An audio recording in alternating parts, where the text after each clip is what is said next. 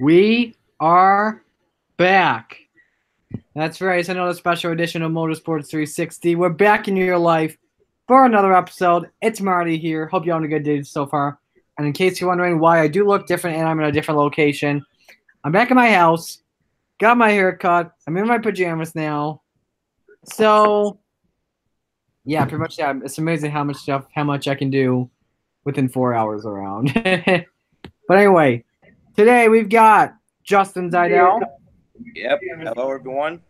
I'm And back. we've got Elijah Gordon Leonard. Yes, I'm using both of his last names. Yes, apparently Gordon changed into my middle name. Yes, that's true. No, not really. But we're not going to talk about any recaps. We are going to talk about the big story that came out. We'll be talking about a bunch of other stories. And if you got something you want to say in the chat about what we're talking about on the show, just let me know in the chat. We'll get you a shout out because we got those two people watching. Welcome to you all. Let me change it up so I get the all chat here. And we do have it. All right. So the biggest story, as we found out about 4 to 5 hours ago, or maybe 5.5, I don't know. Hello, DJ. It is that Furniture Row Racing will be ceasing operations after this season. The defending team champion, they are leaving the sport. This all comes after 5 Hour Energy leaves as the primary sponsor, which is insane to say. It has been announced that Truex will be going to the 19 for Joe Gibbs Racing. Multiple sources are confirming that, including Fox Sports. And we do not know about Daniel Suarez's position yet. We are taking guesses, though. So I want to get everyone's thoughts on this. I'm going to go first. This is shocking to hear. It's saddening to hear. But it's not surprising, to be honest, especially after 5 Hour Energy left the sport.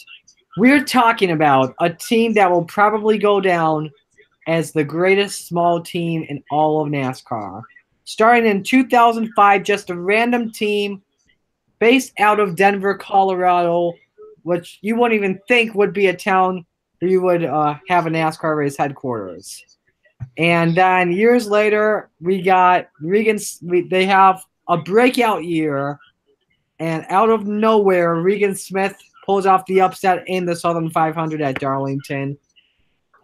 They sign Martin Truex Jr., and then 2015, they have another breakout year where the little team that almost could back then, advance to the Final Four. Did not win the title, though. I believe they finished 4th in the standing. Yeah. They didn't go anywhere. Yeah, 2016 they were favorites to win the title, headed into the final, into the chases they called it back then. But a blown engine at Talladega took them out, and then 2017 they had the best year ever, winning the title. And it is insane to say now that they are done. And and it's also surprising as well because this is the only season for Furniture Row Racing so far that this team has been fully funded. Does not have to do with the Furniture Row sponsorship. The Bass Pro Shops, Cabela's, and 5 Hour Energy sponsorship. Every race was sponsored had a primary sponsor of one of those two. And with 5 Hour Energy leaves a budget. But their title does show you though, as long as you have the funds, as long as you got the sponsorship, anyone can win a championship, but it takes hard work and dedication, as Floyd Mayweather would put it. Jonathan Logan says, what about the season with Kurt Busch? What season are you talking about? This year, or I don't know what year you're talking about there? Might be talking about 2013 when he drove for Furniture Row Racing. Furniture Row Racing, yes, he had a good year. Couldn't get a win though. Trying to think what else to say about that, but those are my thoughts right now on Furniture Row Racing. On them leaving the sport. Let's go to Elijah. That's when I first heard about the news and everything, that the news was just mind-boggling. Because I was like, at first I didn't want to believe it. Was like, it was one of the news items. Just like, at first I didn't want to believe it, because I was like, man, one of the biggest underdog teams in NASCAR is leaving. It's ceasing operations after this year. Because like at first I was thinking, I knew this was going to happen, but I didn't think it was going to happen this soon. I thought it was going to happen like 25, 30 years down the road. But that's just not the case. But it's part of the reason is because of sponsorship, because Barney Visser has been running that team through his own pocket. And to see that team kind of go away, I mean, it's kind of for one of them is for understandable reasons, because last year he had a heart attack, and I think he wants to spend some more time with his family and all that stuff, and that's understandable. But to see them go, especially this soon, kind of sucks. Yeah. Justin? I mean, it's just sad, though. I mean, the team, they worked their asses off to get all the way up to the top to finally win the championship. And for them just to shut down like this is just heartbreaking, sad. And you got to feel bad for all the people that worked for the team, that built the team where they are now. It's just heartbreaking. It's like, ugh. Yeah. We all know now where Truex and Cole Pern will go, and most likely Bass Pro Shops. To the 19th, Joe Gibbs Racing. It looks like Joe Gibbs wanted to keep Truex in the JGR organization, since that was not just a Furniture Road championship, but that was also a Joe Gibbs championship thanks to the alliance they had in 2017. The question is, what happens with Daniel Suarez? A bunch of people are thinking this is probably the most likely chance that this will happen. But Levine Family Racing would switch to Toyota under the Joe Gibbs Racing Alliance, and Daniel Suarez would move with Eris to the number 95 for 2019, since Casey Kane is retiring from competition. That 95 is wide open, brings in a lot of room for Daniel Suarez. Some other rides you could think of, but I don't see happening. The 41, there are rumors that Kurt Busch will be leaving Stewart-Haas after this season. Unknown where he will go after that. And there could be that. Trying to think what else. Not the one for the Xfinity, because I believe Noah Gragson's going to take that for next season.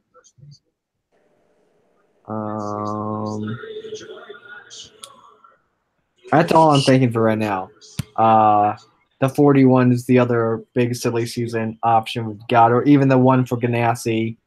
But yeah, that's what I'm thinking for Suarez. What are you thinking, Justin?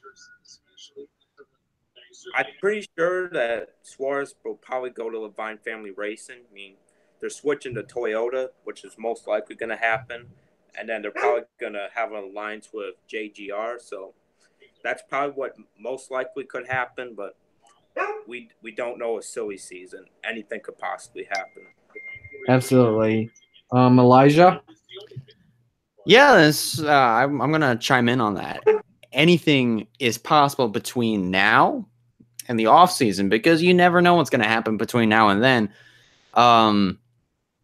Do I see Daniel Suarez going to Levine Family Racing? It's possible. I mean, they're switching to Toyota. They're going to have that technical alliance. So, I mean, I don't see why not. I mean, that if anything, if Suarez wants to, I guess, stay with that JGR alliance, or stay with that JGR power, however you want to put it, that might be his other chance to go out and try to perform the best that he possibly can. And Levine Family Racing, we know, is like a C+ team. They can have an up and down season. They can have a good run, at, let's just say, for example, Charlotte.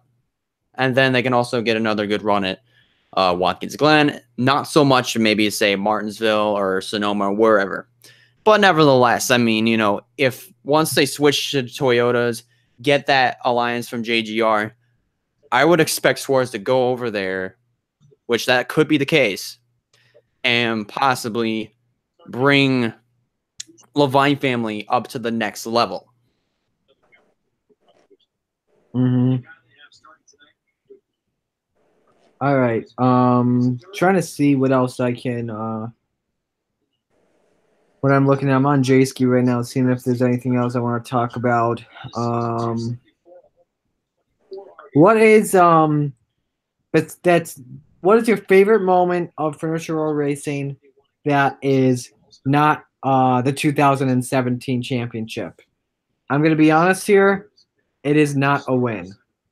That moment when they finished second at Daytona, I was rooting for them big time, since it was that small team out of Denver that had a big chance at winning the Daytona 500, and they were about to win it, and Hamlin just had the perfect side draft and won. Oh man, that's just my favorite moment of Truex, or just Furniture Row in general, with them being that close to winning the Daytona 500. That just blew me away. I knew they had a lot of they had power now when that happened. Elijah? Favorite moment. I think of all the favorite moments, I mean, you have to go back to some of the earlier years. When Regan Smith was driving for them at the time in 2011, Regan Smith got his first win with Furniture Row. Furniture Row also got their first win at Darlington. I mean, that's a big rate. It was one of NASCAR's most prestigious events. Southern 500 of all places, get your first win at Darlington, the Lady in Black, Too Tough to Tame. I mean, that's one of my favorite moments of Furniture Row racing, hands down.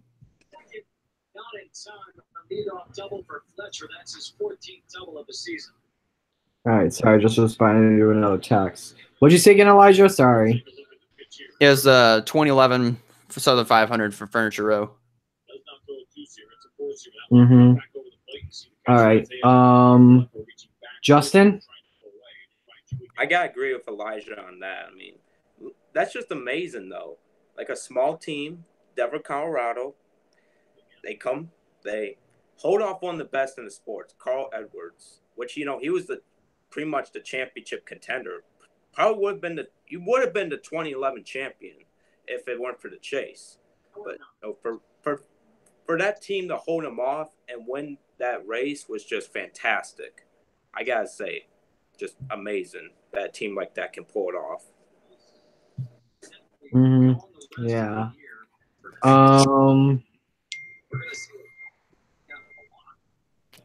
Trying to think. All right. All right. I can't believe we're only 13 minutes in, and that's how long we've talked about this, and I got nothing else to say. I want to go to the Darlington Xfinity race now to talk about the Cup race. There was nothing there, even though tough break for Larson. Happy for Keselowski. I want to talk about the Xfinity Series race. I want to get you guys' thoughts on the Ross Chastain, Kevin Harvick incident. You guys obviously know what mine is, so I'm not going to say anything. I'm just gonna shut up and let you two talk about it. Justin, go first. All right. You know, Kevin Harvick got loose though. I mean, it's like a racing deal, but at the same time, though, they both had the right to be pissed off. At the same time, they both had the right to be pissed off because Ross Chastain was doing well. He was running great. He could have won if that didn't happen. So, but honestly, Harvick's interview was pathetic, though. Like, inexperienced when Ross Chastain's been racing in the Xfinity since 2015, like full time. Like, really, dude? That's why Harvick's been one of my least favorites, like, for a long time. Well, first off, I just want to clarify, Justin, I was not laughing at you. I was laughing at your dog. Yeah, I kind of figured. Always one of those basic things. yeah, just to clarify in the Chastain Harvick incident, I mean, to begin with, first it was it was a combination of multiple series of things. Harvick got such a run on Chastain getting into turn 1. He put himself in a position to take the lead on the inside. And then, but at the same time, they were coming up on the 40 car. Yeah. So they had to dive underneath him. But also at the same time, I mean, like, if you watch the replay over, you could see so much room. Chastain was left a lot of room on the top line, but he was also pinching Harvick down. Yeah. And Harvick was getting tight. He had to get out of the gas. So he drifted up in the Chastain. I don't know if it was, intentional, but he put him in the wall. And a lot of people would say it's Chastain's fault for wrecking Harvick. I beg to differ, because here's why. As soon as Chastain hit the wall, the replays tell the stories. The white gloves tell the story. He jabbed the wheel to the right twice and then jabbed it back to the left. Because here's the thing. When you hit the wall, your car is going to immediately lose control. So you're trying to do what you can to try to keep it straight, and you're trying to basically jerk the wheel as much as you possibly can, so that way you can keep the car straight. So two things could have been happening with Chastain.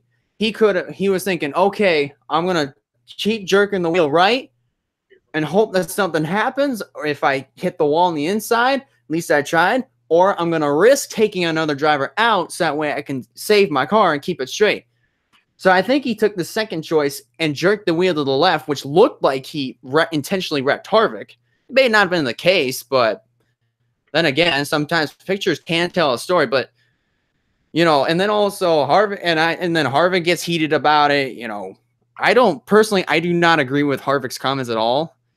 But if anything, I mean, like, I guess you could say you could put them both at fault, because Harvick put himself in a position to where he was going to have zero room at all. Chastain also put himself in the position Chastain put himself in a spot to where he was like, okay, either it's hit the inside wall or risk taking another driver out. So that's my take on it. It's like, at this point, I'm just like, I'm in favor of Chastain, but at the same time, in favor of Harvick, but also at the same time, favor of neither of them. Because, it's just because it's just a racing deal. It's what happens. Absolutely. You can definitely say it was a hard racing deal, because, Chastain was committed to his line. Harvick looks like he may have gotten tight and just put Chastain in the wall, or just turned right and may have thought, hey, that's the only way I'm going to pass him. I'm going to put him in the wall. Yeah. And Chastain didn't like that, so he spun him out on purpose. And Harvick was not happy about the spin, but, he deserved it. And especially hearing his comments afterwards, and they're like, a lot of people are going like, yeah, Harvick definitely deserved that. Now people realize why I've hated Kevin Harvick for a long time. Yeah. But then again, I mean, just like, because like, I don't know why, but it's like Harvick. I mean, because like it's talent that you're basically saying is inexperienced. But Chastain is a guy, in my eyes, has been starting from the bottom and working his way up to the top. He did it in trucks, started over in Xfinity. He's got a 3-race. He's currently in a 3-race deal with Ganassi while racing full time with JD Motorsports. How can you beat that? He's going to make the playoff. I mean, I'm going to be honest. Chastain is like the hard-working man. Start from the bottom, work your way up. Yeah. Race as well. I hope Chastain races for Ganassi full time next year. Just give him the 42. I don't care if Larson wants to race Xfinity or not. But if you have to have Larson race, put Chastain in a 48 car, like Brennan Poole either last season or 2 seasons ago. Yeah. And then give that 42 to other people. Yeah. Um,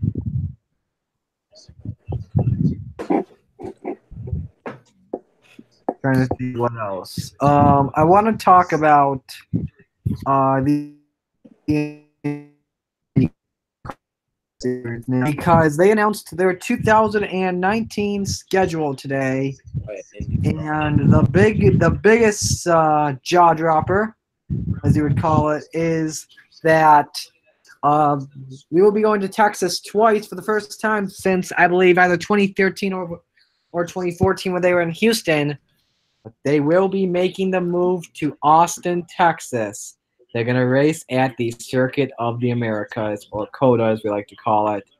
And I am just pumped up for that race. I'm looking forward to it. And also, no surprise, we already knew it was going to happen. They're not going to go to Sonoma next year. We're going to go to Laguna Seca, the WeatherTech race for Laguna Seca, for the season finale. Some other changes to the schedule. Barber is going to shift 2 weeks forward to April 7th. It was the original slot that the schedule held for the first 4 years. Iowa will be returning to a night race as requested by the fans. We'll also move back on the calendar by 2 weeks. Long Beach will return for the 36th consecutive year. Outside the Indy 500, it's the longest train in the sport. Detroit will have the doubleheader on June 1st and 2nd. Toronto will be July 14th, and Gateway Motorsports Park is August 24th. And with the NBC Sports Group schedule, there will be 8 races on NBC, which includes the Indianapolis 500 and the remaining 9 on NBCSN with additional and exclusive content on NBC Sports Gold. What are you guys' thoughts on seeing COTA added to the schedule? Justin? I mean, it's cool. I like the schedule, but I want to talk more than just COTA. I just wish they put more ovals, like at least 2 or 3 more ovals to the schedule. I mean, oval racing's entertaining with Indy cars. They go fast, great racing as always. You just honestly wish they can bring a couple of them back, maybe like Michigan, Fontana, Chicagoland. I mean, be great to add that back to the schedule.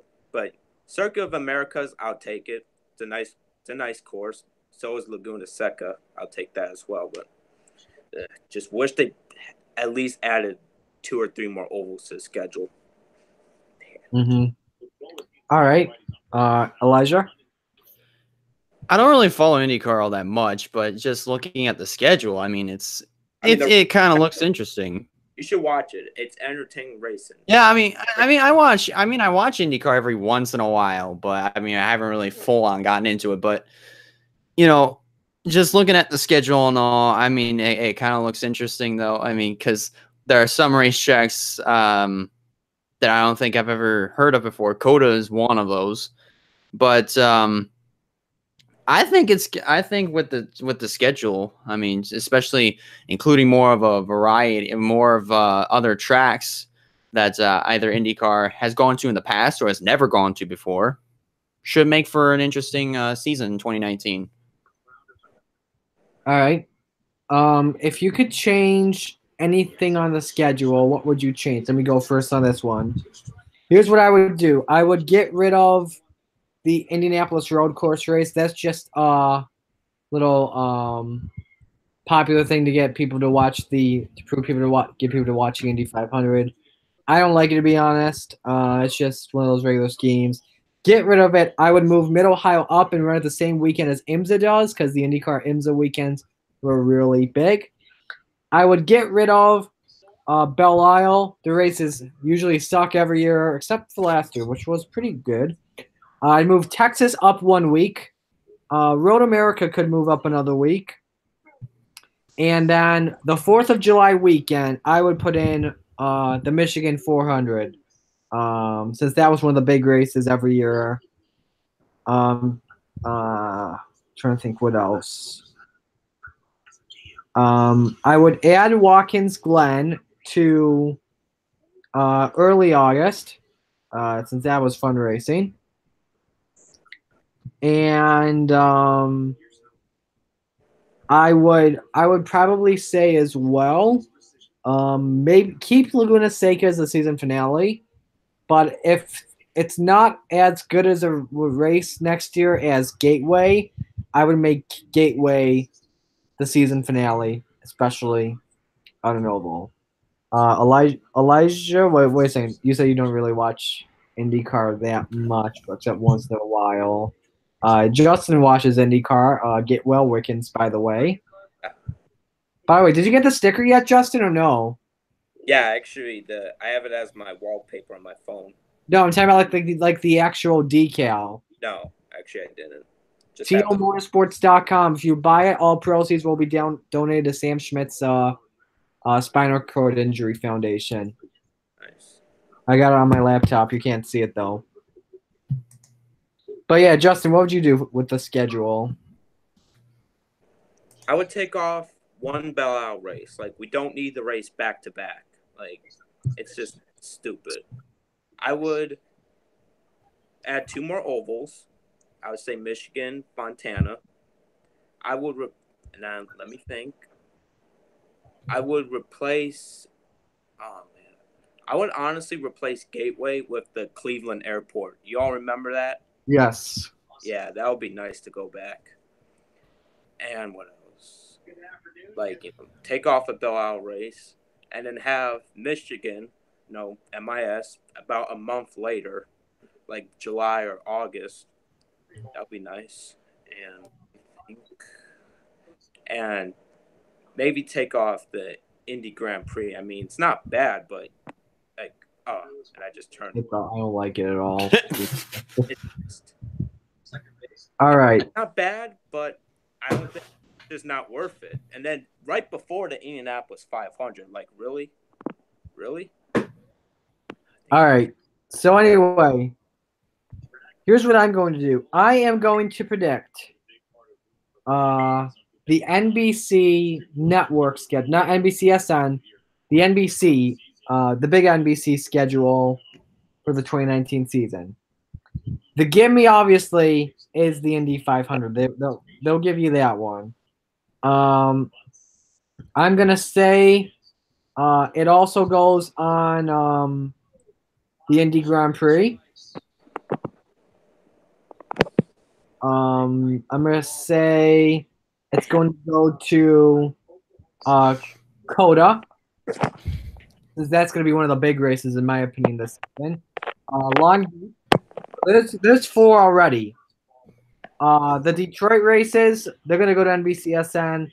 All the Saturday night races, they're going to NBCSN. So Texas, that's NBCSN. Toronto, I don't know yet. Or Road America, I think those will go to NBCSN. Pocono, that's going to go to the NBC television network. Gateway's going to NBCSN.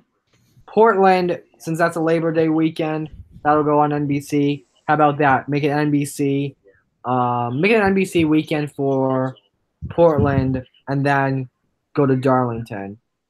And then, obviously, the finale, that's at Laguna Seca. That's going to be on NBC. So that's 7 races.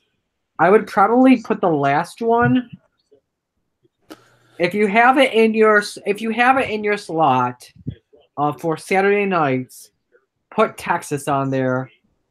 If you don't, I would say either Road America or St. Petersburg for the last race. That's what I'm going to say there. What are you thinking, Justin? Probably, like, the things you said. I think that's going to go on NBC or NBCSN. Like, the big races, like the Indianapolis 500 course, and on holiday weekends, that's probably NBC. Then some of the maybe non-popular ones, NBCSN, like Belle Isle, and let's see, and what else? Maybe Iowa. So, yeah, that's what I would say. I agree with you. I want to look as well at the other weekends. You could put Toronto on NBC, maybe because the race at Kentucky, the Cup race at Kentucky will be the same weekend, I'm guessing, and that'll be on the NBCSN. Iowa. Let me think. New Hampshire. So yeah, that could go on NBCSN. Mid Ohio. Mid Ohio could actually go on NBC, to be honest, because that's gonna, or on CNBC, because that will be on at the same time as Pocono, August 18th. Yes, that Pocono, that's got to be on NBC. Gateway, the August 24th. That should be NBC, SN. The Portland race, NBC, and Laguna Seca, that's the September 22nd race. That could go on NBC. But the other thing you got to look at as well, the IMSA WeatherTech schedule. Because as you guys, if you do not know yet, they're going to the NBC Sports Group as well, and there's not that many races that are going to be on NBC. I believe, if I'm correct. Let me look this up and make sure I know who's on what. So NBC is going to have the 4th of July weekend at Canadian Tire Motorsport Park. That's perfect. Then as well, they're going to be at Laguna Seca the 13th. Excuse me. The 13th to the 15th. That's also perfect. And then Road Atlanta October 10th to 12th. So you won't have any problems conflicting with IMSA at all, unless I should look at the beginning of the schedule as well. I don't know why I did not. I know this is just me looking at the dates for NBC. I'm just trying to predict who would go to where. Indy Dakota. Why do you think Indy Dakota is the worst decision you've seen IndyCar make? You must be for Texas Motor Speedway, I'm guessing. But I like that Dakota's getting more races besides Formula One, because that's made for a bunch of other tracks. Yeah. So March 14th to the 16th, or the 16th, I should say. No problem there. You won't have any problems at Long Beach at all. In fact, you know what? I'll just load the schedule for 2019.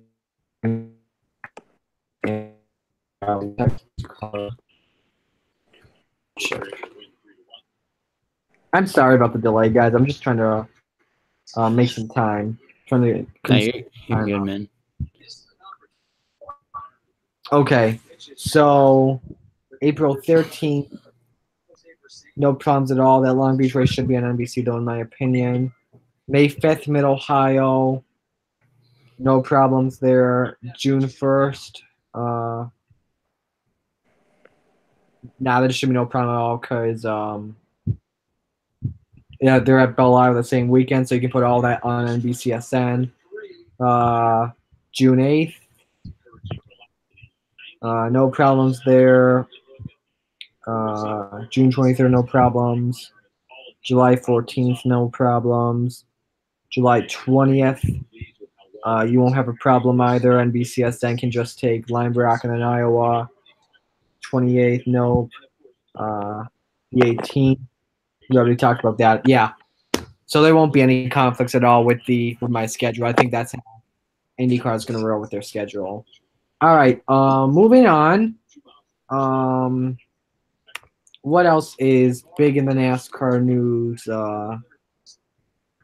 lately?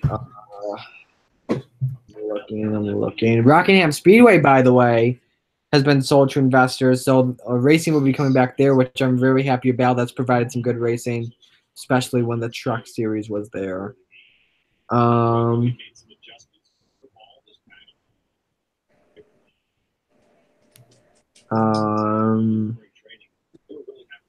The 2019 plans for Roush Fenway, they're still in the air.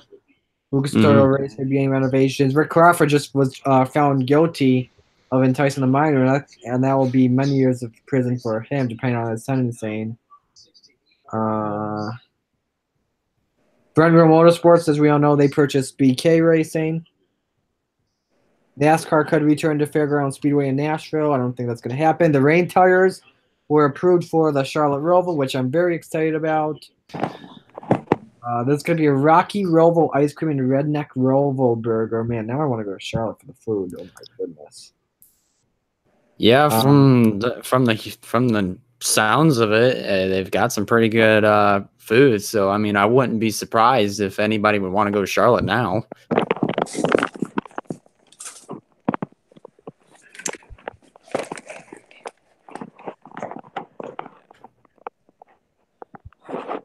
All right. Let's see here. Yeah, that's all I got right now for the news at the moment. So let me grab my charger real quick, and then we will get set with predictions for this weekend's races. We'll be right back after these messages, aka Marty going to get his cord. Mm-hmm.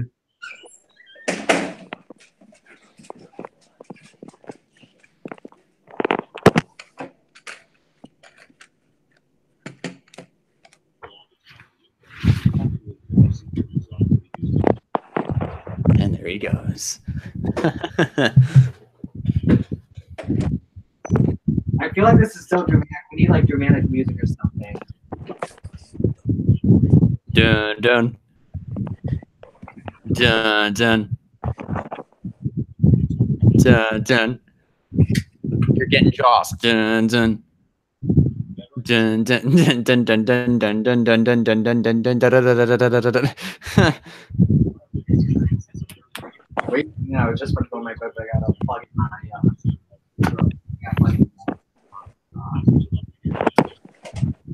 power brick. No, back. All right, just so we do not go dead on the show. Yeah, that wouldn't be good.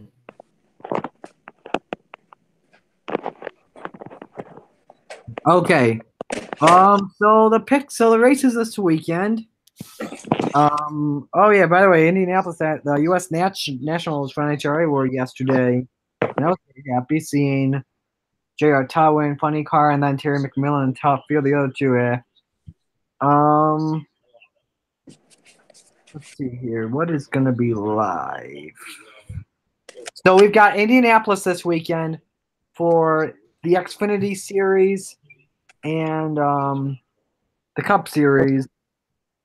And then we also got sports cars at Laguna Seca, but we will not talk about that. Final race of the regular season for both the Cup and the Xfinity Series. I'm going to take a look at the point.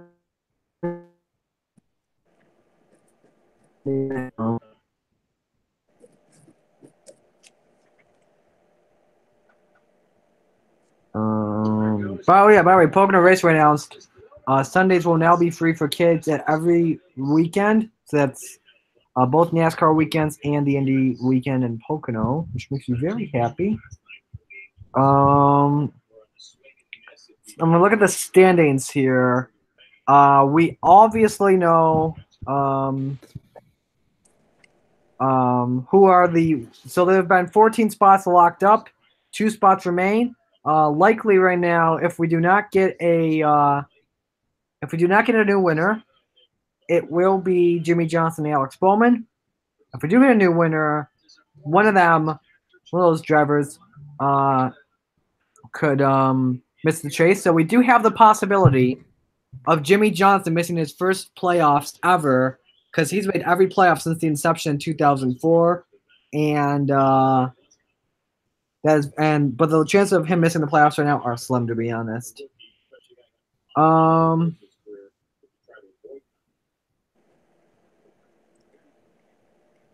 think here. Okay. So the battle for the regular season championship is going to be between Kyle Busch and Kevin Harvick. Kyle Busch is a big favorite to get that. The number one seed in the playoffs is not clinched yet because Kyle Busch is 5 points behind Kevin Harvick when we talk playoff points.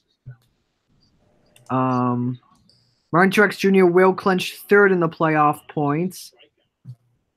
Battle for the fourth in the playoff points is between Clint Bowyer, Brad Keselowski, Joey Logano, Kurt Busch, Chase Elliott, Ryan Blaney, Eric Jones, and then we've got the other ones in the back can be Kyle Larson, Denny Hamlin, Eric Almirola, and then the only two right now that are in the playoffs and don't have playoff points yet would be Jimmy Johnson and Alex. But I've got Austin Dillon as well. Stupid me. But yeah, that's how that looks. And then when we go to the Xfinity Series standings at the moment, it's going to be a really good battle for the regular season championship there between Justin Allgaier, Elliott Sadler, and Cole Custer. Christopher Bell is mathematically in, but it will be tough. The battle for the first seed in the playoffs is going to be between Christopher Bell and Justin Allgaier because they're separated by 5 playoff points. 3 through 12, it's going to be a great battle between Tyler Reddick, Elliott Sadler, Daniel Hemrick, Cole Custer, Brandon Jones, Matt Tifft, Ryan Truex. Wait, no. Matt Tifft. Looking at the drivers. Yeah, that's right. Matt Tifft, Austin Cindric, and Ross Chastain for right now.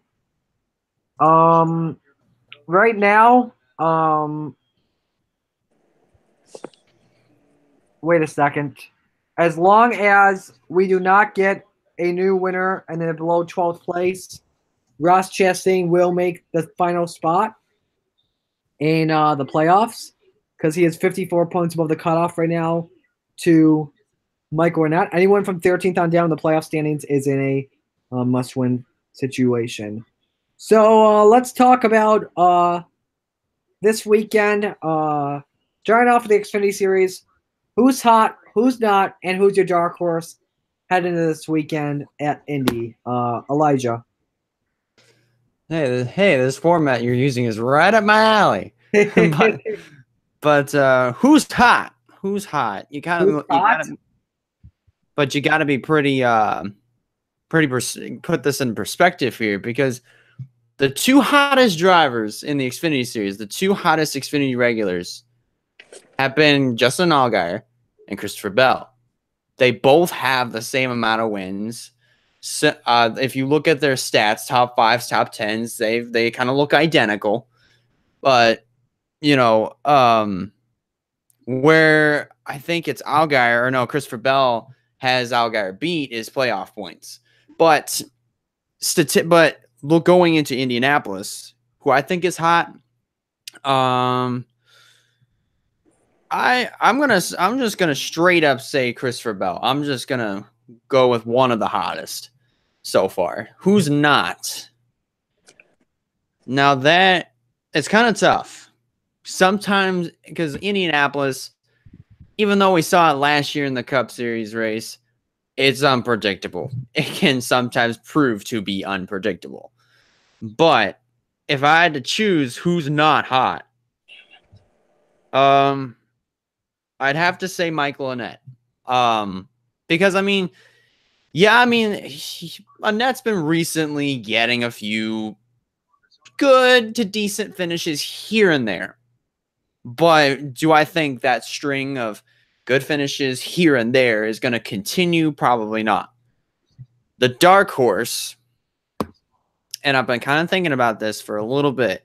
Sometimes I think very quickly and not really think things all the way through. But the dark horse, I'm going to say Elliott Sadler. Last year in Xfinity, but he's got a lot of experience in Indianapolis. This isn't his 6th time there. This is not his 6th time there. I can guarantee you that. He's raced there quite a few times in Cup. almost had it in the bag in the Xfinity Series race. The inaugural one in 2012 had what happened not happened, and I think he's gonna be the guy to keep your eye out for. Okay. Justin? Who's hot, who's not? I mean, Allgaier and Bell, they're even. They're like even, just 5 points apart in the standings. One of them's gonna be the regular season champion. Those guys are hot. Who's not? Nah, that's a hard question. Honestly, Michael Nett's my favorite, but he's not hot though. I mean, he's got some decent finishes, but he's just hasn't been like performing well. I mean, just wish he could have done better though. Yeah. Dark horse. How about Daniel Hemrick? I mean, he could have honestly won last year. He had a great car, but then the engine just expired and just couldn't make it. But I think he could be a real dark horse. Watch out for him. Alrighty. Who's hot going into this weekend? I'm going to go with Christopher Bell, obviously, because he's been the best young guy all season long. Who's not? I'm not going to say Mike Winnett. Instead, I am going to say Austin Cindric, despite the fact that he will be in the playoffs, guaranteed. He just had a lot of bad luck this year. If he won that race at Mid-Ohio, I would have called him hot, but he's not. And then my dark horse for this weekend is going to be Elliott Sadler, because I'm looking at the top 30 Xfinity averages at Indianapolis since the 2016 race, and he's got a average finish of 5.0 in 2 races. Has finished in the top 10 every single race and one top 5. He's led 22 laps in the past 2 years there. And also, keep in mind this weekend, they're going to be using the restricted plates at Indianapolis, and that provided some great racing at the Brickyard. So we are looking forward to another great race there. Let's go to the Cup Series. Who's hot, who's not, and the dark horse. Justin can start it off. So for the Cup Series, all right. Now, who's hot, who's not? I mean, who's hot? The big 3. You mean they just keep dominating the season? They've been hot week in, week out. Although they haven't been, I guess they haven't been like themselves the last couple weeks. I mean, they struggled at Bristol, but they're still hot. They could still win at Indianapolis. Remember, last year, Kyle Busch, Martin Truex Jr. dominated, but they wrecked each other. But they could still win this year. I'd say who's hot. Who's not? Honestly, Jimmy Johnson. I mean, he's not doing bad, but it's not the Jimmy Johnson that everyone knows and what he's famous for.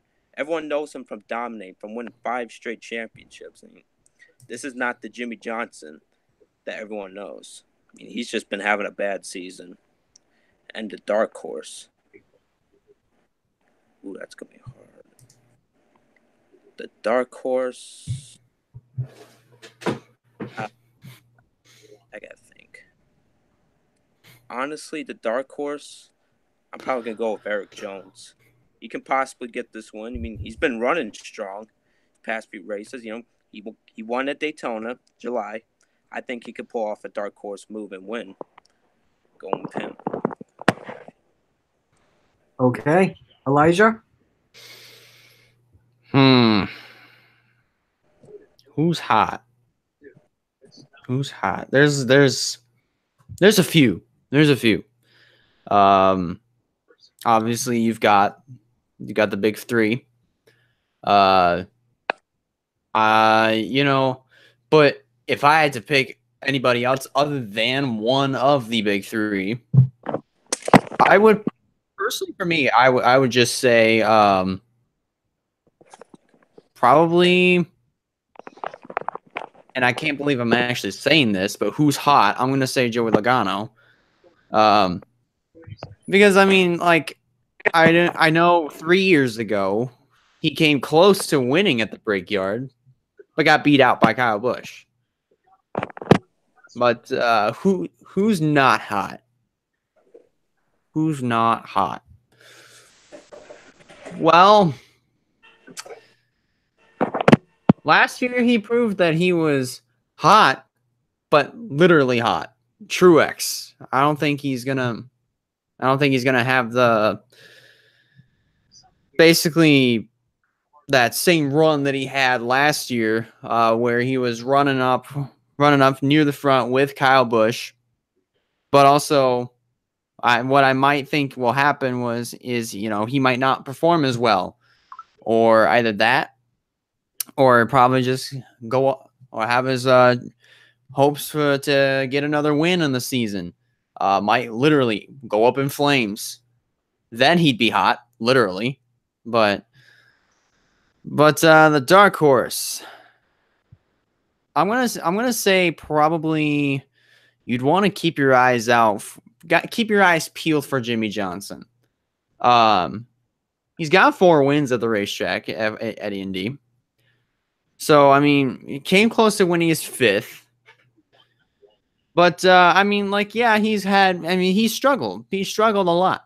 It's quite common with any driver that looks to be at the prime of their career.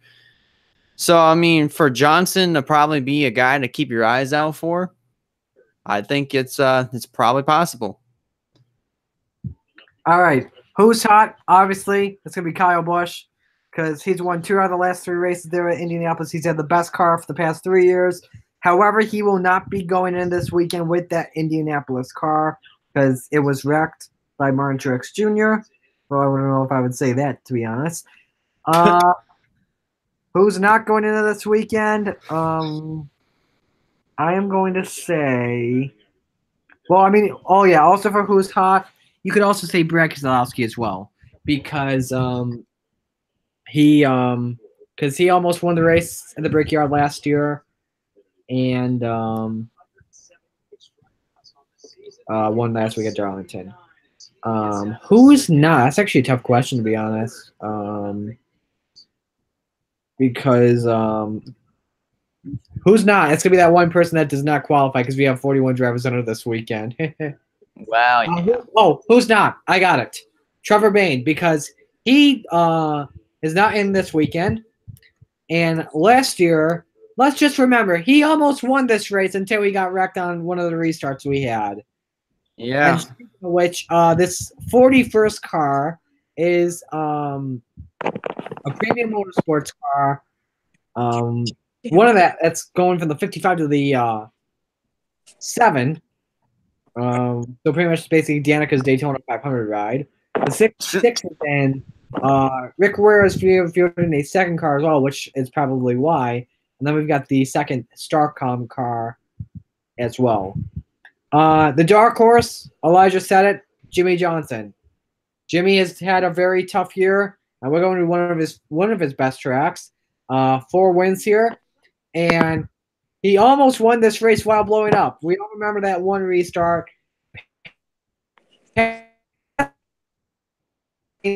While blowing up.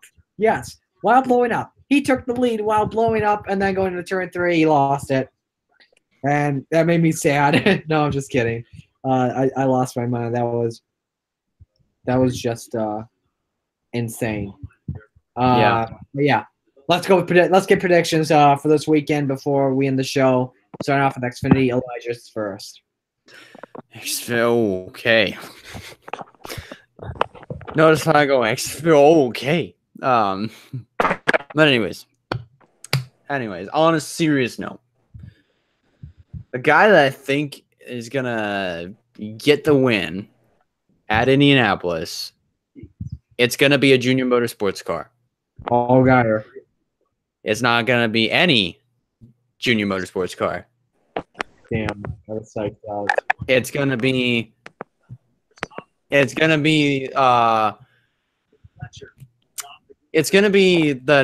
place. It's gonna be the position that everybody wants to be in.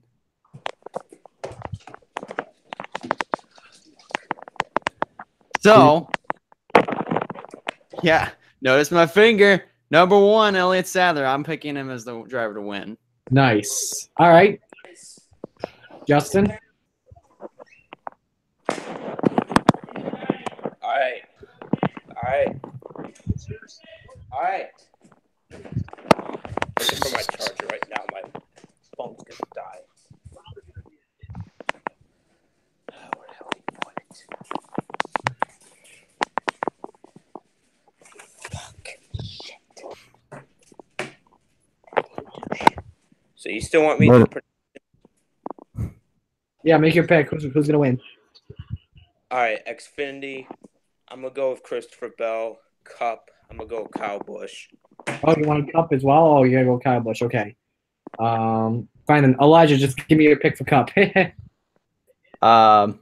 First off, Motorsports 360 would like to apologize for the explicit language that was heard in the background. Yes, that is true. We heard that, Justin. It's a family show. It's a family-friendly show. Anyways, my Cup pick. There are kids watching this. Like all the kids of all ages, including 2. Anyways, the guy that I think is gonna be the winner for the Cup Series, I'm gonna say, and this is probably gonna be bold. It's slim to none though, but I'm going for it. I'm gunning for it. William Byron. Not bad. All right. Xfinity Series, all right, this weekend's going to be a Joe Gibbs Racing weekend sweep.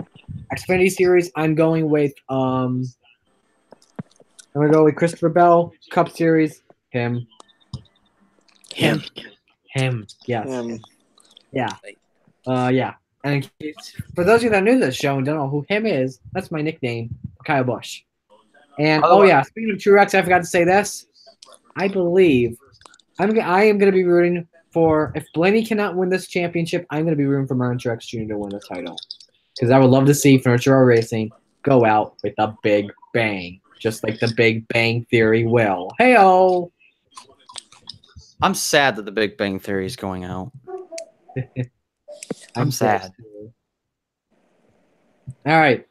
But anyway, that's going to do it for Motorsports 360. I don't know when we'll be back. Next week, though, however, I will be doing a little podcast myself, just me. I'm going to be talking what happened the past weekend. Hey, Marty. Thoughts on the race. Marty, it's Jeff.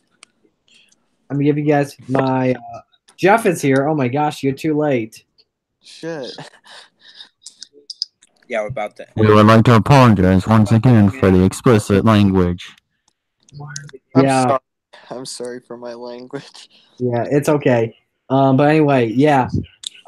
Doing my own podcast, and I'll be doing my playoff predictions for the weekend. I don't know if anything crazy happens Sunday, Monday, or Tuesday next week. What about Saturdays? Saturday's college football. That's right. Go Notre Dame. Yeah, they beat Michigan. I'm so happy. You're a Notre Dame fan too? I'm a Kansas fan. But he likes Notre Dame. I like his style. Yeah, I like Notre Dame. All I'm going to tell you is follow the yellow brick road. Go Michigan State. Yeah. I hate you with them. Yes. Michigan State. I'm not a big Michigan State fan. Notre Dame when it comes to football, Syracuse when it comes to basketball, and then in the Division III side, goal, Brockport. All right, so that does it for Justin, for Elijah, and for Jeff, kind of. I'm just kidding, Jeff. I'm ready. Saying so long. Say bye, everyone. All right, bye. One. Goodbye, everybody. And a Dodge. Frickin' Ford, Chevy, chicken. One to go, brought to you by Credit One Bank. Get well, Wickens.